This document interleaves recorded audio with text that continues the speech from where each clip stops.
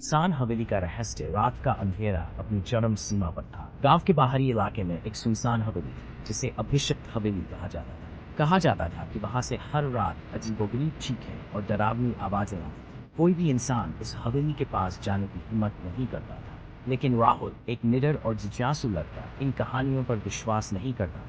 उसने ठान लिया कि वह उस हवेली के रहस्य को सुलझाएगा। एक रात अपने दोस्तों की चेतावनियों को नजरअंदाज करते हुए राहुल टॉर्च और एक कैमरा लेकर हवेली की ओर निकल पड़ा।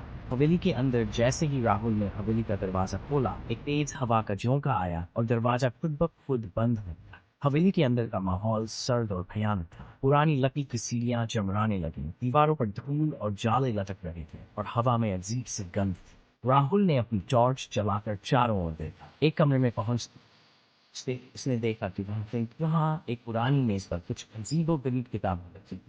किताबों के पन्ने खून से सने हुए थे और उन पर अज्ञात भाषा में कुछ लिखा हुआ था। तभी पीछे से किसी के हंसने की आवाज आई। राहुल ने मुड़ कर देखा, लेकिन वहां कोई नहीं था। छुपा रहस्य जैसे जैसे राहुल आगे बढ़ता गया, हवेली में अजीब घटना।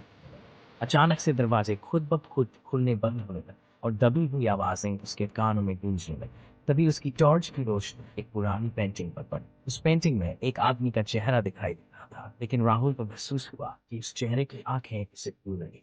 हिम्मत जुटाकर राहुल पेंटिंग के पास गया और देखा कि उसके पीछे एक दरवाजा छिपा हुआ।